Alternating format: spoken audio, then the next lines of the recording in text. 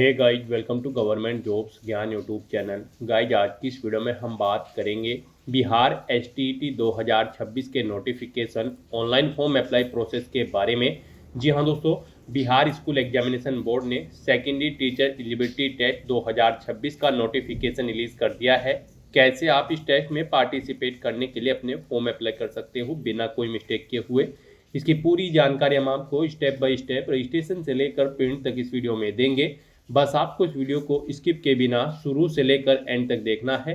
उसके बाद वीडियो पसंद आए तो इसे लाइक और शेयर कर दे। चैनल पर नए हो तो इसे सब्सक्राइब कर ले। साथ ही साथ आपको अपना फॉर्म अप्लाई करते हुए जो भी प्रॉब्लम फेस हो रही है उन सभी का हल आपको इस वीडियो में मिल जाएगा। तो बिना कोई वक्त गंवाए चलिए शुरू करते हैं। आपको इस वीडियो के डिस्क्रिप्शन बॉक्स में हमारी वेबसाइट IND-sarkari-naukri.in के इस पेज का लिंक मिल जाएगा। यहाँ पर आपको इस टेस्ट के रिगार्डिंग सभी डिटेल्स प्रोवाइड कर दी गई है। बिहार स्कूल एग्जामिनेशन बोर्ड ने secondary teacher eligibility test STET 2026 का नोटिफिकेशन रिलीज कर दिया है।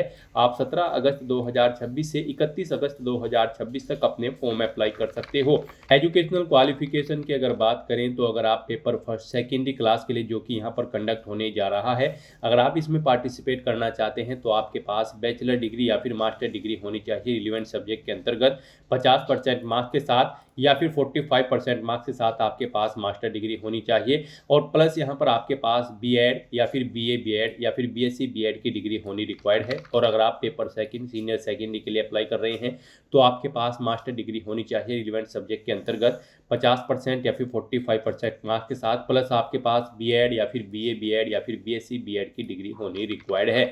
यहाँ पर आयु सीमा की अगर बात करें तो मिनिमम आयु सीमा 18 साल है और मैक्सिमम आयु सीमा मेल कैंडिडेट के लिए 37 साल है, फीमेल के लिए 42 यानी कि 42 साल यहाँ पर रखी गई है। फीस की अगर बात की जाए तो यहाँ पर अगर आप सिंगल पेपर के लिए अप्लाई कर रहे हैं तो जनरल ओबीसी ईडब्ल्यूएस को 960 रुपये फीस देनी होगी। एससी एसटी पीएच को 760 रुपये फीस देनी होगी। और अगर आप दोनों पेपर के लिए अप्लाई कर रहे हैं, जी हाँ दोस्तों, अगर आप सेकेंडरी या फिर सीनियर सेकेंडरी दोनों पेपर के लिए अप्लाई कर रहे हैं तो फिर जनरल ओबीसी ईडब्ल्यूएस के लिए 1440 रुपये फीस रहेगी। एससी एसटी पीएच के लिए 1140 रुपये यहाँ पर फीस रहेगी। ये फीस का अमाउंट आप ऑनलाइन मोड से debit card, credit card, net banking या फिर यूपीआई के माध्यम से जमा करा सकते हो। सिलेक्शन आपका कंप्यूटर बेस्ड टेस्ट के आधार पर होगा।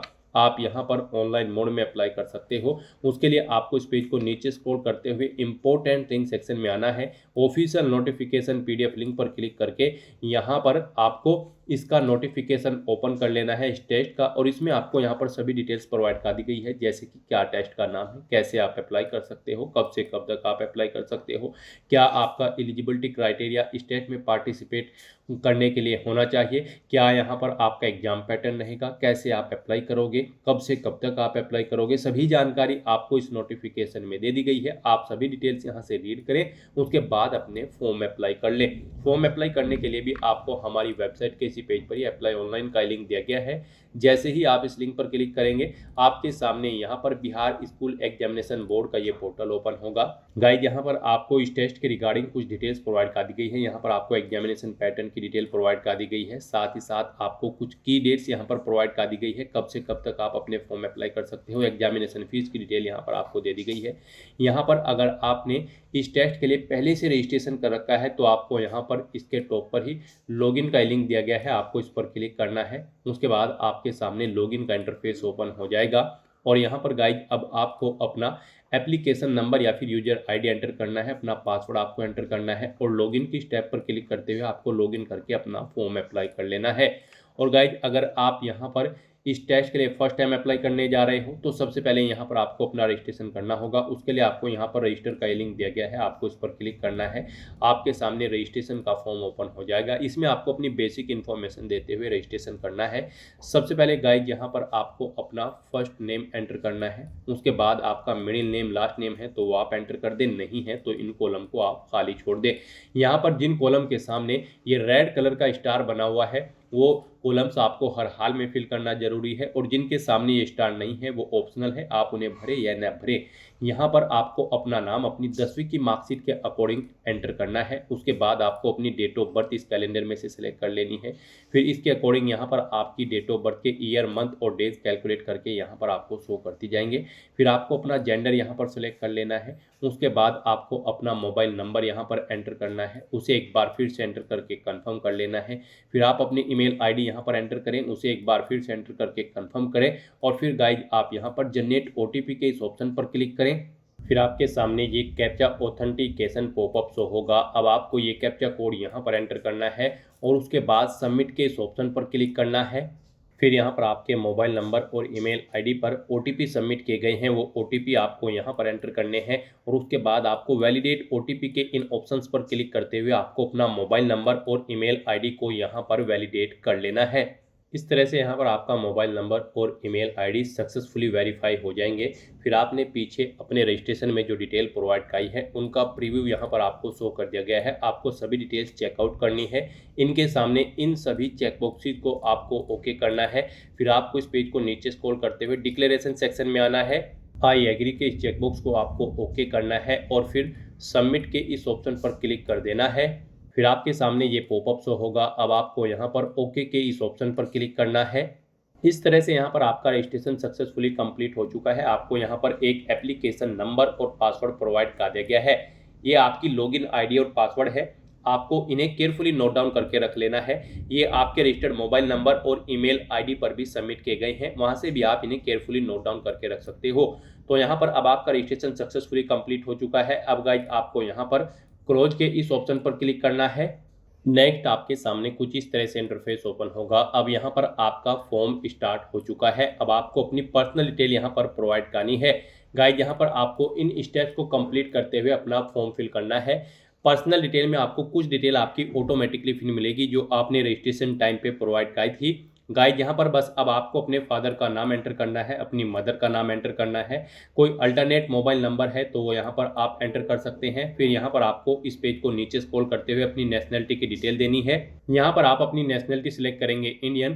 किसी और कंट्री से कैंडिडेट यहाँ पर अप्लाई नहीं कर सकते हैं इस एग्जाम में। फिर यहाँ पर आपसे पूछा गया है कि क्या आपके पास बिहार स्टेट का डोमिसाइल है। अगर है तो आप यस करेंगे और नहीं है तो यहाँ पर आप नो ऑप्शन सेलेक्ट करेंगे। नो ऑप्शन अगर आप सेलेक्ट करते हैं तो फिर यहाँ पर आप अगर किसी और स्टेट से हैं तो आपको जनरल कैटेगरी में ट्रीट किया जाएगा, चाहे आप किसी भी कैटेगरी से बिलोंग करते हो। तो यहाँ पर आपको अपने अकॉर्डिंग ऑप्शन सेलेक्ट करना है। फिर यहाँ पर आपको डिस्ट्रिक्ट कोड और नेम सेलेक्ट कर लेना है। अगर आप यहाँ पर बिहार स्टेट से हैं तो आपको यहाँ पर अपना डिस्ट्रिक्ट भी सिलेक्ट कर लेना है। और गाइज अगर आप यहाँ पर बिहार स्टेट से नहीं होंगे तो फिर यहाँ पर आपको अदर स्टेट ऑप्शन सेलेक्ट करना होगा और यहाँ पर आपको बताना होगा आप यहाँ पर जो पेपर आपका आएगा वो किस मीडियम में चाहते हैं। इंग्लिश में आप अपना पेपर चाहते हैं या फिर हिंदी मीडियम में, आप अपने अकॉर्डिंग ऑप्शन सेलेक्ट करेंगे। और अगर आप बिहार स्टेट से होंगे तो फिर यहाँ पर आपको अपना डिस्ट्रिक्ट भी सिलेक्ट कर लेना होगा। और फिर यहाँ पर आपको भी अपना पेपर का मीडियम सेलेक्ट करना है। आप इंग्लिश में अपना पेपर चाहते हैं या फिर हिंदी में, आप अपने अकॉर्डिंग ऑप्शन सेलेक्ट करेंगे। और अगर आप बिहार स्टेट से हैं तो फिर यहाँ पर आपको कैटेगरी सिलेक्ट करने का ऑप्शन मिलेगा। आप अपने अकॉर्डिंग यहाँ पर अपनी कैटेगरी सिलेक्ट करेंगे, आप जिस कैटेगरी से बिलोंग करते हैं। उसके बाद यहाँ पर आपको अपनी बैंक अकाउंट डिटेल प्रोवाइड करनी है। यहाँ पर आपको बैंक का नाम देना है, अपनी ब्रांच का नाम देना है, अपना बैंक अकाउंट नंबर आपको यहाँ पर देना है, अपने बैंक का IFSC कोड यहाँ पर आपको एंटर कर देना है। उसके बाद गाइज यहाँ पर आपको अपनी आइडेंटिफिकेशन की डिटेल प्रोवाइड करनी है। आपकी बॉडी पर कोई कट या तिल का निशान है तो उस पैलेस का नाम यहाँ पर आप एंटर करेंगे, नहीं है तो नो मार्क यहाँ पर आप एंटर कर देंगे। फिर यहाँ पर आपको अपना कोई एक ID प्रूफ की डिटेल प्रोवाइड करनी है। गाइज यहाँ पर आपसे पूछा गया है आपके पास आधार कार्ड है या फिर पैन कार्ड है या ड्राइविंग लाइसेंस या वोटर ID या फिर पासपोर्ट या फिर कोई बैंक की पासबुक आपके पास है या फिर कोई अन्य गवर्नमेंट अथॉरिटी के द्वारा इशू किया गया ID प्रूफ है। आप इनमें से कोई भी ऑप्शन सेलेक्ट करेंगे। इनमें से आपके पास कम से कम एक ID होनी जरूरी है। मल्टीपल है तो आप यहाँ पर यस ऑप्शन सेलेक्ट करेंगे मल्टीपल में और उनकी डिटेल यहाँ पर दे देंगे। मान लीजिए आपके पास आधार है तो आप यस ऑप्शन सेलेक्ट करेंगे, अपना आधार नंबर यहाँ पर एंटर करेंगे। पैन कार्ड भी है तो आप यस करेंगे, पैन कार्ड नंबर आप अपना यहाँ पर एंटर करेंगे। उस पर आपका क्या नाम अंकित है वो यहाँ पर आप एंटर कर देंगे। इस तरह से यहाँ पर आपको अपने ID प्रूफ की डिटेल देनी है। उसके बाद आपको इस चेकबॉक्स को ओके करना है और फिर सेव एंड नेक्स्ट के इस ऑप्शन पर क्लिक करना है। नेक्स्ट यहाँ पर आपको अपनी कुछ एडिशनल डिटेल्स प्रोवाइड करनी है। यहाँ पर आपसे पूछा गया है कि क्या आप EX सर्विसमैन कैंडिडेट हैं। अगर हैं तो आप ये ऑप्शन सेलेक्ट करेंगे। ज्वाइनिंग डेट सेलेक्ट करेंगे, कब आपने सर्विस ज्वाइन की थी, रिटायरमेंट डेट यहाँ पर आप अपनी सेलेक्ट कर लेंगे। इनके अकॉर्डिंग यहाँ पर आपकी सर्विस की लेंथ कैलकुलेट करके आपको शो कर दी जाएगी। और अगर आप ये एक सर्विसमैन नहीं है तो आप सिंपली नो ऑप्शन सेलेक्ट करेंगे। फिर आपसे पूछा गया है कि क्या आप PWBD कैटेगरी कैंडिडेट हैं, अगर हैं तो आप ये ऑप्शन सेलेक्ट करेंगे। अपनी डिसेबिलिटी का टाइप आप सेलेक्ट करेंगे। गाइड, अगर आप PWBD कैटेगरी से बिलोंग करते हैं तो आपको एज में यहाँ पर 10 साल का रिलैक्सन मिलेगा। और गाइड, अगर आप PWBD कैटेगरी कैंडिडेट नहीं है तो आप सिंपली नो ऑप्शन सेलेक्ट कर लेंगे। इस तरह से यहाँ पर आपको अपनी ये एडिशनल डिटेल देनी है और फिर आपको सेव एंड नेक्स्ट के इस ऑप्शन पर क्लिक करना है। फिर यहाँ पर आपको अपनी कम्युनिकेशन डिटेल देनी है। यहाँ पर आपको पहले अपना कोरोस्पोंडेंस एड्रेस एंटर करना है। यहाँ पर आप अपना कोरोस्पोंडेंस एड्रेस एंटर करें, उसके बाद आप अपना परमानेंट एड्रेस यहाँ पर एंटर करें। और अगर आपका परमानेंट एड्रेस आपके कोरोस्पोंडेंस एड्रेस के अकॉर्डिंग सेम है तो गाइज आपको यहाँ पर is correspondence address same as permanent address में यस के इस रेडियो बटन पर क्लिक कर देना है। ऑटोमेटिकली आपका परमानेंट एड्रेस आपके कोरोस्पोंडेंस एड्रेस के अकॉर्डिंग यहाँ पर फिल हो जाएगा। इस तरह से अपने एड्रेस की डिटेल प्रोवाइड करने के बाद फिर आपको सेव एंड नेक्स्ट के इस ऑप्शन पर क्लिक करना है। नेक्स्ट यहाँ पर आपको अपनी क्वालिफिकेशन की डिटेल प्रोवाइड करनी है। गाइड, यहाँ पर Bihar school examination board secondary teacher eligibility test Bihar STET 2026 में पार्टिसिपेट करने के लिए आपके पास यहाँ पर, अगर आप पेपर फर्स्ट के लिए अप्लाई कर रही हैं सेकेंडरी एग्जाम के लिए, तो आपके पास बैचलर डिग्री होनी चाहिए या फिर मास्टर डिग्री होनी चाहिए किसी भी रिलेवेंट सब्जेक्ट के अंतर्गत, कम से कम 50% मार्क्स के साथ या फिर 45% मार्क्स के साथ ही साथ आपके पास BEd या फिर BA BEd या फिर BSc BEd की डिग्री होनी चाहिए। और अगर आप यहाँ पर paper second senior secondary test के लिए अप्लाई कर रहे हैं तो आपके पास यहाँ पर मास्टर डिग्री होनी चाहिए रिलेवेंट सब्जेक्ट के अंतर्गत, कम से कम 50% मार्क्स या फिर 45% मार्क्स के साथ। और यहाँ पर आपके पास इस डिग्री के साथ साथ BEd या फिर BA BEd या फिर BSc BEd की डिग्री भी होनी रिक्वायर्ड है। तो यहाँ पर आप अपनी क्वालिफिकेशन हमारी वेबसाइट के स्पेस से चेकआउट कर लें और उसके बाद यहाँ पर आप अपनी क्वालिफिकेशन की डिटेल प्रोवाइड करें। गाइस, यहाँ पर सबसे पहले आपसे पूछा गया है आप पेपर फर्स्ट के लिए अप्लाई करना चाहते हैं या फिर पेपर सेकंड के लिए या फिर दोनों के लिए आप अप्लाई करना चाहते हैं। आप अपने अकॉर्डिंग यहाँ पर ऑप्शन सेलेक्ट करेंगे। पेपर फर्स्ट यहाँ पर सेकेंडरी के लिए है, पेपर सेकंड यहाँ पर सीनियर सेकेंडरी के लिए है, तो आप अपने अकॉर्डिंग ऑप्शन सेलेक्ट करें। पेपर फर्स्ट अगर आप सेलेक्ट करते हैं तो फिर यहाँ पर आपको अपना सब्जेक्ट सेलेक्ट कर लेना होगा जिसके लिए आप टीच कराना चाहते हैं। पेपर सेकंड में भी आपको सब्जेक्ट सेलेक्ट कर लेना होगा। और अगर आप दोनों पेपर में पार्टिसिपेट करना चाहते हैं, पेपर फर्स्ट और पेपर सेकंड में, फिर यहाँ पर आपको अपने 2 सब्जेक्ट सेलेक्ट करने होंगे। तो इस तरह से यहाँ पर आपको अपने अकॉर्डिंग ऑप्शन सेलेक्ट करना है। उसके बाद यहाँ पर आपको अपनी 10वीं की क्वालिफिकेशन की डिटेल प्रोवाइड करनी है। सबसे पहले आप 10वीं क्लास की डिटेल यहाँ पर देंगे। इसमें आपको सबसे पहले बोर्ड या यूनिवर्सिटी का नाम देना है जिस बोर्ड से आपने अपनी 10वीं क्लास को पास आउट किया है। उसके बाद आपको अपने स्कूल का नाम या इंस्टीट्यूट का नाम देना है जिससे आपने अपनी 10वीं क्लास पास आउट की है। आपके पास आपका रोल कोड है तो यहाँ पर आप एंटर कर दे, नहीं है तो NA यहाँ पर आपको टाइप कर देना है। फिर यहाँ पर आपको अपना 10वीं का रोल नंबर एंटर करना है। उसके बाद आपको अपना रिजल्ट सिस्टम बताना है। आपका रिजल्ट परसेंटेज में था, CGP में या फिर ग्रेड में, आप अपने अकॉर्डिंग ऑप्शन सेलेक्ट करेंगे और उसकी डिटेल देंगे। परसेंटेज में अगर था तो यहाँ पर आप बताएं कितने परसेंट मार्क्स यहाँ पर आपने ऑब्टेन किए हैं 10वीं क्लास में, कितने यहाँ पर आपने मार्क्स ऑब्टेन किए थे वो आपको एंटर करने हैं। टोटल कितने मार्क्स थे जिसमें से ये मार्क्स आपने ऑब्टेन किए हैं वो यहाँ पर आपको एंटर करने हैं। पासिंग ईयर यहाँ पर आपको सेलेक्ट कर लेना है, कब आपने अपनी 10वीं क्लास पास आउट की थी। फिर आपको अपनी डिवीजन यहाँ पर सेलेक्ट करनी है, आपकी फर्स्ट डिवीजन थी, सेकंड थी, थर्ड थी या फिर डिस्ट्रिक्शन थी या फिर केवल आप पास आउट थे। आप अपने अकॉर्डिंग यहाँ पर ऑप्शन सेलेक्ट कर लेंगे। इस तरह से यहाँ पर आपको अपनी 10वीं क्लास की डिटेल देनी है। फिर यहाँ पर आपको ऐसे ही अपनी 12वीं क्लास की डिटेल देनी है। यहाँ पर भी आपको बोर्ड या यूनिवर्सिटी का नाम देना है जिससे आपने अपनी 12वीं क्लास पास आउट की है, कॉलेज का नाम देना है। फिर यहाँ पर आपको रोल कोड अपना एंटर करना है, नहीं है ये आपके पास तो आपको NA टाइप कर देना है। उसके बाद आपको अपनी 12वीं का रोल नंबर यहाँ पर देना है।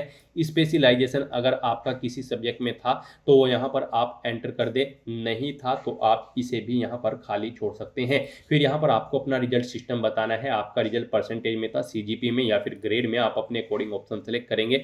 फिर यहाँ पर अगर परसेंटेज में था तो आप बताएं कितने परसेंट मार्क्स आपने यहाँ पर 12वीं क्लास में ऑब्टेन किए हैं वो यहाँ पर आप एंटर करें। आप उसके बाद अपने मार्क्स की डिटेल देंगे, आपने टोटल कितने मार्क्स ऑब्टेन किए थे, टोटल कितने मार्क्स थे जिसमें से आपने मार्क्स ऑब्टेन किए हैं वो आपको एंटर करने हैं। पासिंग ईयर आपको अपनी 12वीं का यहाँ पर सेलेक्ट कर लेना है। अपनी डिवीजन सेलेक्ट कर लेनी है, फर्स्ट सेकंड थर्ड, डिस्ट्रिक्शन या फिर केवल पास आउट थे, आप अपने अकॉर्डिंग यहाँ पर ऑप्शन सेलेक्ट कर लेंगे। इस तरह से यहाँ पर आपको अपनी 10वीं और 12वीं क्लास की डिटेल देनी है। फिर यहाँ पर आपको अपनी ग्रेजुएशन की डिटेल प्रोवाइड करनी है। यहाँ पर आपको बताना है आपने अपनी ग्रेजुएशन किस यूनिवर्सिटी से पास आउट की है वो यहाँ पर आप एंटर करें। उसके बाद कॉलेज या इंस्टीट्यूट का नाम दें जिससे आपने अपनी ग्रेजुएशन पास आउट की है। रोल कोड है तो वो यहाँ पर आप एंटर कर दें, नहीं है तो NA आप टाइप कर दें।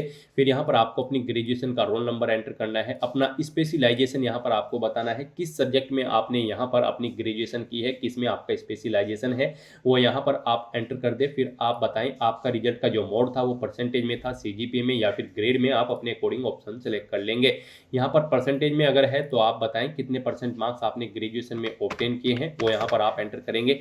मार्क्स आपने टोटल कितने ऑब्टेन किए हैं वो यहाँ पर आप एंटर करें। टोटल कितने मार्क्स थे जिसमें से ये मार्क्स आपने ऑब्टेन किए हैं वो यहाँ पर आपको एंटर कर देने हैं। पासिंग ईयर यहाँ पर आपको अपना सेलेक्ट कर लेना है, कब आपने यहाँ पर अपनी ग्रेजुएशन पास आउट की है वो ईयर आप सेलेक्ट करेंगे। अपनी डिवीजन बताएंगे, फर्स्ट डिवीजन थी, सेकंड, थर्ड या फिर डिस्ट्रिक्शन या फिर केवल पास आउट थे, आप अपने अकॉर्डिंग यहाँ पर ऑप्शन सेलेक्ट कर लेंगे। इस तरह से यहाँ पर आपको अपनी ग्रेजुएशन की डिटेल देनी है। उसके बाद गाइज अगर आपने पोस्ट ग्रेजुएशन भी कर रखी है तो आप अपनी पोस्ट ग्रेजुएशन की डिटेल भी सेम ऐसे ही यहाँ पर प्रोवाइड कर सकते हैं। यहाँ पर भी आपको अपनी बोर्ड यूनिवर्सिटी का नाम देना है, कॉलेज का नाम देना है, रोल कोड देना है, नहीं है तो NA टाइप कर देना है, अपना रोल नंबर देना है, पोस्ट ग्रेजुएशन का स्पेशलाइजेशन यहाँ पर आपको देना है, रिजल्ट का यहाँ पर आपको मोड बताना है, आपका रिजल्ट परसेंटेज में था, CGPA में या फिर ग्रेड में, और फिर यहाँ पर आपको अपने मार्क्स की डिटेल प्रोवाइड कर देनी है। सेम ऐसे ही जैसे आपने ग्रेजुएशन की डिटेल दी है ऐसे ही यहाँ पर आपको अपनी पोस्ट ग्रेजुएशन की डिटेल देनी है। फिर यहाँ पर आपको अपनी B.Ed या फिर इसके इक्विवेलेंट आपके पास जो भी डिग्री, डिप्लोमा है या फिर सर्टिफिकेट है उसकी डिटेल यहाँ पर आपको प्रोवाइड करनी है। तो गाइज यहाँ पर आपको सबसे पहले बताना है आपने यहाँ पर B.Ed कर रखी है या फिर इसके इक्विवेलेंट क्वालिफिकेशन आपने जो भी कर रखा है उसकी डिटेल में आपको सबसे पहले यहाँ पर बोर्ड या यूनिवर्सिटी का नाम देना है जिससे आपने अपनी B.Ed या फिर इसके इक्विवेलेंट जो भी डिग्री या फिर डिप्लोमा है वो कर रखी है। तो यहाँ पर आप बोर्ड या यूनिवर्सिटी का नाम देंगे, कॉलेज का नाम, फिर उसके बाद देंगे रोल कोड देंगे, नहीं है ये तो आप NA टाइप करेंगे। इसमें भी आपको जैसे अपने ग्रेजुएशन में अपनी डिटेल प्रोवाइड कराई है उसी के अकॉर्डिंग अपनी डिटेल प्रोवाइड करनी है। फिर यहाँ पर आपको अपना रोल नंबर एंटर करना है इसका। उसके बाद आपको बताना है आपका रिजल्ट का जो सिस्टम था वो परसेंटेज में था, CGPA में या फिर ग्रेड में, आप अपने अकॉर्डिंग ऑप्शन सेलेक्ट करेंगे। कितने % मार्क्स आपने ऑब्टेन किए हैं, अगर आपने परसेंटेज में यहाँ पर आपका रिजल्ट सिस्टम था तो वो परसेंटेज यहाँ पर आप एंटर करेंगे। टोटल आपने कितने मार्क्स ऑब्टेन किए हैं वो यहाँ पर आप एंटर करें। फिर टोटल कितने मार्क्स थे जिसमें से ये मार्क्स आपने ऑब्टेन किए हैं वो आप एंटर करें। पासिंग ईयर यहाँ पर आप बताएं कब आपने इसे पास आउट किया है। उसके बाद आपको अपनी डिवीजन सेलेक्ट कर लेनी है, आपकी फर्स्ट, सेकंड, थर्ड जो भी डिवीजन है वो आप सेलेक्ट कर लेंगे। इस तरह से यहाँ पर आपको अपनी B.Ed या फिर इसके इक्विवेलेंट जो भी आपके पास क्वालिफिकेशन है उसकी डिटेल आपको प्रोवाइड कर देनी है। इसके बाद भी अगर आपके पास कोई अन्य क्वालिफिकेशन है तो आप एनी अदर क्वालिफिकेशन के इस ऑप्शन पर क्लिक करेंगे, उस क्वालिफिकेशन का नाम यहाँ पर देंगे और अपनी क्वालिफिकेशन की डिटेल सेम ऐसे ही यहाँ पर आप प्रोवाइड कर देंगे जैसे ऊपर आपने प्रोवाइड कराई है। और अगर नहीं है तो फिर आप इस सेक्शन को खाली छोड़ दें। और गाइड इस तरह से अपनी क्वालिफिकेशन की डिटेल प्रोवाइड करने के बाद फिर आपको यहाँ पर सेव एंड नेक्स्ट के इस ऑप्शन पर क्लिक करना है। नेक्स्ट यहाँ पर आपको अपने डॉक्यूमेंट अपलोड करने हैं और फीस पेमेंट करना है। गाइस यहाँ पर आपको अपना recent passport size photo upload करना है, signature, caste certificate, domicile certificate, 10वीं क्लास का सर्टिफिकेट, 10वीं क्लास की मार्कशीट, 12वीं क्लास का सर्टिफिकेट, 12वीं क्लास की मार्कशीट, ग्रेजुएशन का सर्टिफिकेट और उसकी मार्कशीट यहाँ पर आपको अपलोड करनी है। B.Ed आपने अगर कर रखी है या फिर इसके इक्विवेलेंट कोई आपके पास सर्टिफिकेट या क्वालिफिकेशन या स्कोर कार्ड है तो वो यहाँ पर आपको अपलोड करना है। इसकी B.Ed की मार्कशीट यहाँ पर आपको अपलोड करनी है या फिर इसके इक्विवेलेंट जो भी क्वालिफिकेशन आपने कर रखी है उसकी मार्कशीट आपको अपलोड करनी है। कोई अदर क्वालिफिकेशन का सर्टिफिकेट या स्कोर कार्ड है तो आप अपलोड कर सकते हैं। कोई अदर रिलेवेंट डॉक्यूमेंट है या फिर चेक या पासबुक है तो वो यहाँ पर आप अपलोड कर सकते हैं। यहाँ पर जिनके सामने रेड कलर का स्टार बना हुआ है वो डॉक्यूमेंट आपको हर हाल में यहाँ पर अपलोड करने हैं और जिनके सामने ये स्टार नहीं है वो ऑप्शनल है, जैसा कि हम आपको ऑलरेडी बता चुके हैं। आप उन्हें अपलोड करें या ना करें कोई फर्क नहीं पड़ेगा। तो यहाँ पर सबसे पहले आपको अपना recent passport size photo upload करना है। यहाँ पर आपके फोटो और इन डॉक्यूमेंट के लिए कुछ गाइडलाइंस दी गई है, इनके अकॉर्डिंग आपको अपने डॉक्यूमेंट यहाँ पर अपलोड करने हैं। आपका जो पासपोर्ट साइज फोटो होगा वो 80 KB से 200 KB के बीच में होना चाहिए, JPG, JPEG या फिर PNG फॉर्मेट में होना चाहिए। और यहाँ पर आपके जो सिग्नेचर है वो गाइड आपको 50 KB से 200 KB के बीच में अपलोड करने हैं। JPG, JPEG या फिर PNG फॉर्मेट में आपके सिग्नेचर यहाँ पर होने चाहिए। बाकी के जो डॉक्यूमेंट है वो यहाँ पर आपके PDF फॉर्मेट में होंगे, वो PDF फॉर्मेट में आपको अपलोड करने हैं, जैसे कि कास्ट सर्टिफिकेट या फिर डोमिसाइल सर्टिफिकेट या 10वीं क्लास का सर्टिफिकेट। इनके लिए आपका फॉर्मेट PDF रहेगा। ये 100 KB से 2 MB के बीच में होने चाहिए इन फाइल्स का साइज। तो यहाँ पर आपको अपने डॉक्यूमेंट अपलोड करने के लिए क्लिक हियर टू अपलोड के इन ऑप्शंस पर क्लिक करना है। यहाँ पर आप जिस डॉक्यूमेंट को अपलोड करेंगे उसके सामने आपको क्लिक हियर टू अपलोड के ऑप्शन दिए गए हैं। आपको यहाँ पर इन ऑप्शंस पर क्लिक करना है और 1 बाय 1 करके अपने इन सभी डॉक्यूमेंट्स को आपको अपलोड करना है। तो यहाँ पर आप जैसे ही अपना पासपोर्ट साइज फोटो अपलोड करेंगे उसके सामने आप क्लिक हियर टू अपलोड के इस ऑप्शन पर क्लिक करें। आपके सामने कुछ इस तरह से पॉपअप शो होगा। यहाँ पर भी आपको पर्टिकुलर डॉक्यूमेंट की गाइडलाइन दी गई है, वो डॉक्यूमेंट कितने केबी में होना चाहिए, किस फॉर्मेट में होना चाहिए, यहाँ पर उसकी डीपीआई कितनी होनी चाहिए, डायमेंशन कितनी होनी चाहिए। जैसे कि आपकी फोटो की डायमेंशन 3.5 सेंटीमीटर इंटू 4.5 सेंटीमीटर रखी गई है। यहाँ पर ये फोटो आपका 80 केबी से 200 केबी के बीच में होना चाहिए। तो इन गाइडलाइंस के अकॉर्डिंग आपको अपने इन डॉक्यूमेंट्स को अपलोड करना है। अपने डॉक्यूमेंट अपलोड करने के लिए अब आपको यहाँ पर drop files here to browse to upload के इस ऑप्शन पर क्लिक करना है, फाइल को सिलेक्ट कर लेना है और अपना पासपोर्ट साइज फोटो यहाँ पर आपको अपलोड कर देना है। उसके बाद आपको अपने सिग्नेचर अपलोड करने हैं, उसके लिए भी आप क्लिक हियर टू अपलोड के ऑप्शन पर क्लिक करेंगे। यहाँ पर ड्रॉ फाइल्स के ऑप्शन पर क्लिक करेंगे, फाइल को सिलेक्ट करेंगे और अपने सिग्नेचर भी यहाँ पर आप अपलोड कर देंगे। इस तरह से यहाँ पर आपको 1 बाय 1 करके अपने इन सभी डॉक्यूमेंट्स को अपलोड कर देना है। उसके बाद यहाँ पर आपको पेमेंट मोड में आना है। यहाँ पर आपको पेमेंट मोड सेलेक्ट करना है ऑनलाइन। उसके बाद गाइस यहाँ पर आपको आपकी कैटेगरी और आपके पेपर के अकॉर्डिंग एप्लीकेशन फीस का अमाउंट देखने को मिल जाएगा। आप सिंगल पेपर के लिए अप्लाई कर रहे हैं या फिर डबल पेपर के लिए अप्लाई कर रहे हैं, उसके अकॉर्डिंग आपको यहाँ पर आपकी एप्लीकेशन फीस का अमाउंट शो होगा। जैसा कि हम आपको ऑलरेडी बता चुके हैं गाइस, यहाँ पर अगर आप सिंगल पेपर के लिए अप्लाई कर रहे हैं और आप जनरल ओबीसी या फिर ईडब्ल्यूएस कैटेगरी कैंडिडेट है बिहार स्टेट के, तो आपको 960 रुपये फीस देनी होगी और SC ST PH कैंडिडेट हैं तो आपको 760 रुपये यहाँ पर फीस देनी होगी। और अगर आप दोनों पेपर के लिए अप्लाई कर रहे हैं, ये एक पेपर की फीस है, और अगर आप दोनों पेपर के लिए अप्लाई करेंगे तो जनरल ओबीसी ईडब्ल्यूएस के लिए 1440 रुपये फीस रहेगी, SC ST PH के लिए 1140 रुपये यहाँ पर फीस रहेगी। तो आपको आपकी कैटेगरी और पेपर के अकॉर्डिंग यहाँ पर एप्लीकेशन फीस का अमाउंट देखने को मिल जाएगा। ये फीस पेमेंट यहाँ पर अब आपको करना होगा। गाइस यहाँ पर आप इस पेज को नीचे स्क्रॉल करेंगे, डिक्लेरेशन सेक्शन में आएंगे, इन डिटेल्स को रीड आउट करेंगे, आई एग्री के इस चेकबॉक्स को ओके करेंगे और उसके बाद फिर आप ये कैप्चा कोड यहाँ पर एंटर करेंगे और फिर गाइस प्रीव्यू के इस ऑप्शन पर क्लिक करते हुए आप अपने एप्लीकेशन फॉर्म का प्रीव्यू चेकआउट कर लेंगे। कहीं पर कोई मिस्टेक होगी तो आप यहाँ पर बैक के इस ऑप्शन पर क्लिक करते हुए बैक करके अपने फॉर्म में एडिट कर सकते हो, मिस्टेक को करेक्ट कर सकते हो। और अगर आपके फॉर्म बिल्कुल ओके है, करेक्ट है, इसमें कोई कहीं पर मिस्टेक नहीं है, तो गाइस बस अब आपको यहाँ पर सबमिट के इस ऑप्शन पर क्लिक कर देना है। फिर आपके सामने ये पॉपअप शो होगा। अब आपको यहाँ पर ओके के इस ऑप्शन पर क्लिक करना है। फिर आपके सामने कुछ इस तरह से इंटरफेस ओपन होगा। अब आपको यहाँ पर एक बार फिर से पे के इस ऑप्शन पर क्लिक करना है। फिर आपके सामने फीस पेमेंट का ये इंटरफेस ओपन होगा। गाइस यहाँ पर आप UPI, debit card, credit card या फिर नेट बैंकिंग के माध्यम से अपना फीस पेमेंट कर सकते हैं। यहाँ पर आपके लिए सबसे बेस्ट और इजी ऑप्शन यूपीआई का रहेगा, तो आप यूपीआई के इस ऑप्शन पर क्लिक करें। उसके बाद यहाँ पर आप व्यू क्यूआर के इस ऑप्शन पर क्लिक करें। ये क्यूआर कोड आपको शो होगा, आप इसे अपने यूपीआई से स्कैन करें और अपना फीस पेमेंट कर दें। सक्सेसफुली फीस पेमेंट करते ही यहाँ पर आपके एप्लीकेशन फॉर्म की सभी टास्क कंप्लीट हो जाएगी, आपका फॉर्म सबमिट हो जाएगा। फिर आपको अपने फॉर्म का एक हार्ड कॉपी या फिर सॉफ्ट कॉपी प्रिंट आउट ले लेना है फ्यूचर यूज के लिए, फ्यूचर रेफरेंस के लिए। तो दोस्तों ऐसे आप बिहार STET 2026 के इस टेस्ट के लिए अपना फॉर्म अप्लाई कर सकते हो बिना कोई मिस्टेक किए हुए। आज की इस वीडियो में बस इतना ही। आई होप ये वीडियो आपको पसंद आई होगी। अगर पसंद आई हो तो इसे लाइक और शेयर करें, चैनल पर नए हो तो इसे सब्सक्राइब कर लें। Thanks for watching.